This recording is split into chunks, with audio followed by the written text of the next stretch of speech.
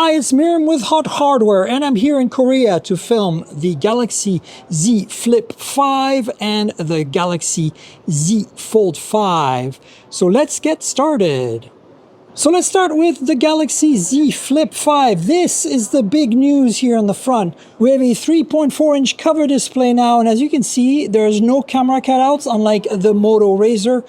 This is just purely a little bit of a notch on the display, kind of like what we've seen on the iPhone. And of course, with this big cover display, there's a lot more you can do. The biggest news here is, of course, you can use it as a viewfinder, and it gives you a ton more space. So, you know, you can really see yourself. Here I am, so there you go.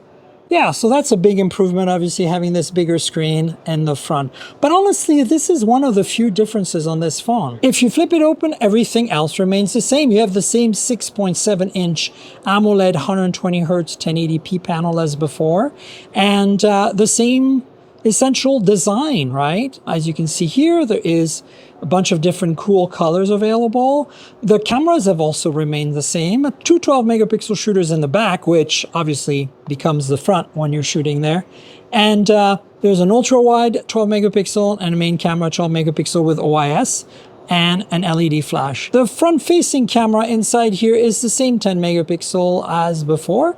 And the big other change, of course, has been the Snapdragon 8 Gen 2 that's been added. So this is a new processor, obviously. You get two choices of storage this year. With 8 gigs of RAM, you get 256 gig or 512 gigs of storage. As you can see, walking through the edges, you have the same setup as before. Volume rocker, power lock key with an embedded fingerprint sensor, bunch of antenna bands, and at the bottom, you one of the two speakers, USB Type-C for charging, couple of microphones. On the left-hand side here, you don't see much as antenna band, and of course, the SIM slot.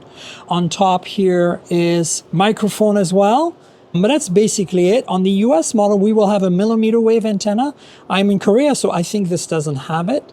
But yeah, basically nothing much has changed here other than this big cover display, which is really expansive and quite awesome and is going to give us new functionality. One of the new functionalities is that you can actually run full apps on here. Now, they have to be blessed by Samsung, and I think right now that includes a few Google apps and a few Samsung apps, but more will be coming, and with the labs feature inside the menus, you can probably let any app run in the front. That's what I'm told, at least, so let's stay tuned for that.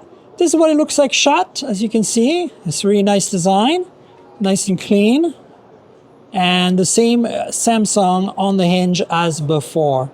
Also, another difference that might be worthwhile is that it actually folds completely flat now, which is an improvement for sure. So yeah, this is a quick look at the Z Flip 5, and again, this is a minor improvement in terms of specs. Basically, the Snapdragon 8 Gen 2, same 3700 milliamp hour battery, same 25-watt charging and 15-watt wireless charging.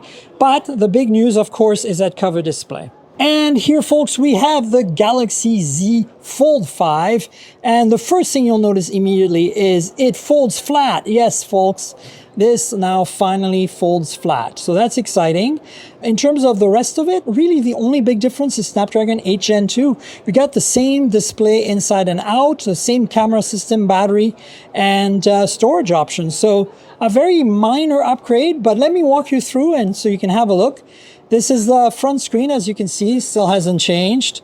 120 Hertz, of course. AMOLED, of course. As you can see in the back, this is a nice color blue. One of the differences here is the LED flash has moved out of the camera pod, is now to the side of the glass. But the cameras are all the same. 50 megapixel main sensor with OIS. We have a 12 megapixel ultra wide and a 10 megapixel 3x zoom with OIS. So again, this hasn't changed at all since last year. Under the hood here, we have a 4400 milliamp hour battery, 25-watt charging, and 15-watt wireless charging with reverse wireless charging. Once you open it up, it's the same 7.6-inch display, 120 Hz LTPO AMOLED as before. You know, nothing's changed too much here. You have the same under-display camera here, 4 megapixel, which still shows quite a bit, so nothing too different here. And so walking through the edges here, let's quickly take a look. So on the right hand side here, you have the power lock key, which is also the fingerprint sensor with a volume rocker, some antenna bands. At the bottom here, you have the USB Type-C port, microphone, one of the speakers.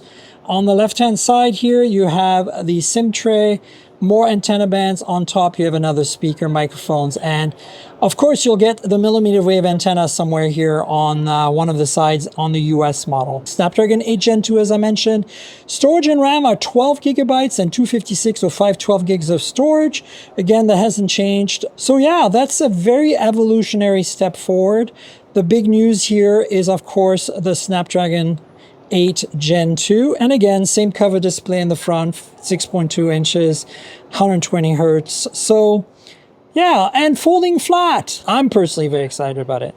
So yeah, that's it, folks. A quick look at the Z Fold 5 here in Korea. And folks, this quickly wraps up our look at the Z Fold 5 and the Z Flip 5 Fold Flip here in Korea. Hope you enjoyed this quick video taking a look at this. Of course, like, subscribe, tell your friends, click the little bell below, comment below, and tell us what you think. Is this enough of an evolution for Samsung? Do you feel happy with the minor updates we got this year? We'd love to know. Stay tuned for more videos, folks, and until then, cheers, everybody.